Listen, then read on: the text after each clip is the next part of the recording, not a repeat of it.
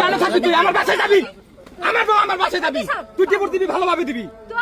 তুই আমার মুখ দিয়ে ডিভোর্স বের কথা বের করছিস, আমি তো ছাড়বো না। না আমি ছাড়বো না। কেন যাইবে না তুমি? তুমি কেন সিনক্রেট করতেছো? তোমার উদ্দেশ্য কি ছিল?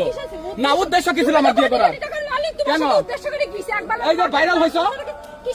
তাহলে আবার তুমি এটা দেখছো কেন? তুমি কি করছো? জিনাই দা এবং এই ঢাকা সবাই ভালো জানে। হ্যাঁ তুমি তোমার ফুল ফ্যামিলির টাকা যাকে সবকিছু দাও। ভাই ও কি আমার সাথে সংসার করার জন্য কথা বলতেছে? রিয়াজ ভাই আমি কি বলবো ভাই বলেন তো ভাই, আমি এর থেকে আমার আর নেওয়ার কোনো উপায় আছে? একটু সমাধানে যান, একটু সমাধানে যান। সমাধান কিছুই না।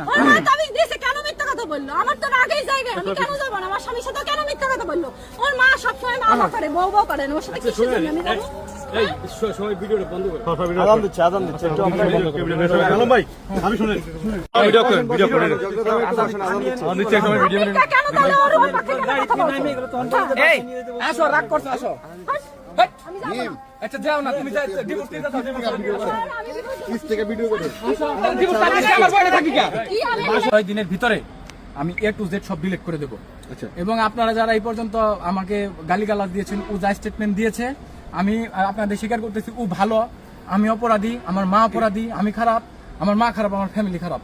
কিন্তু যেহেতু ডিভোর্সের কথা উঠছে ভাই, আমি কথা দিয়েছিলাম যে ওকে আমি ছাড়বো না। এখনো বলতেছি ওর আমি ছাড়বো না। ওর মা আসতেছে, ভাই আসতেছে, কিংবা ও বসবো, আমার ফ্যামিলিগত ভাবে বসবো। হ্যাঁ আর ওরে এখন আমি এখান থেকে নিয়ে যাইতাছি ভাই। ও আমার সাথে আসছিল সকালবেলা, আমার সাথে আসার পর সামান্য কথা হয়েছে, ড্রাইভারের আমি বলছি যে নিয়ে যান, ও তখনই বলছে যে আমি এসপির কাছে না থানায় যাবো। আমি কিছু ওখানে যাই যাই শর্মিলার খোঁজা দেবে কেন? সংসার করছে আমার সাথে, আমি ভাই এটি শুনেন, আমি শর্মিলা ভালো ছিল তাহলে শর্মিলা নিয়ে সংসার করতে। ভাই শুনেন, আমি এগুলা পরে যখন আমার ব্যাটসম্যান বললো আপনারা ভিডিও ছাড়ছেন, আমি পিলখানা থেকে বের হইছি ভাই সন্ধ্যার দিকে।